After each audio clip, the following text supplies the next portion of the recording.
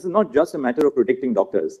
Their safety and well-being as health providers is a matter of national interest.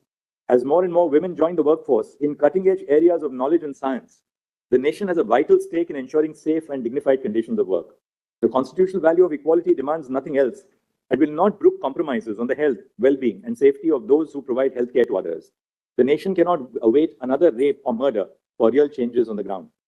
Several states, such as Maharashtra, Kerala, Karnataka, Telangana, West Bengal, Andhra Pradesh, and Tamil Nadu, have enacted legislation to protect healthcare service professionals from violence and damage to property.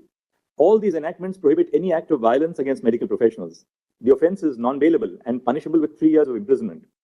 However, these enactments do not address the institutional and systemic causes that underlie the problem, and enhanced punishment without improving institutional safety standards falls short of addressing the problem effectively.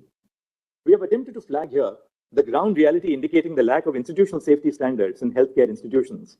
A non-exhaustive formulation is set out below. A. Medical professionals who are posted for night duties are not provided adequate resting spaces. More often, doctors rest in the patient's room or in available public spaces. Duty rooms are scant.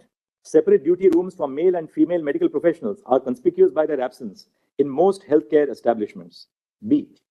Interns, residents, and senior residents are made to perform 36-hour shifts in conditions where even basic needs of sanitation, nutrition, hygiene, and rest are lacking.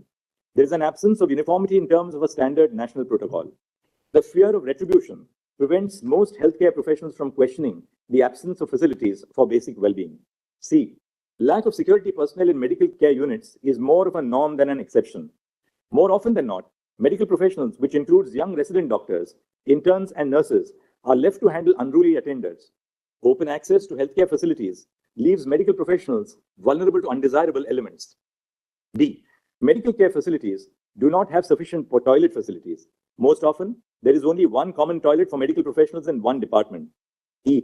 The hostels or places of stay for medical professionals are situated far from the hospital.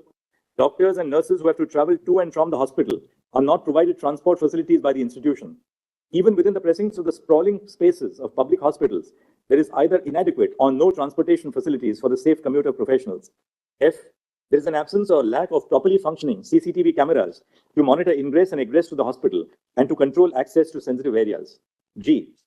The patients and their attenders have unrestricted access to all places within the hospital, including intensive care units and the doctors' resting rooms.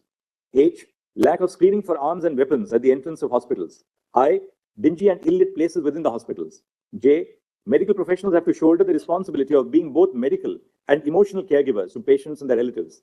There are no supportive facilities and no training and communication skills. And K. Certain spaces within hospitals, such as the intensive care unit and the emergency wards, are prone to a greater risk of violence because of the severity of medical conditions of patients in these departments.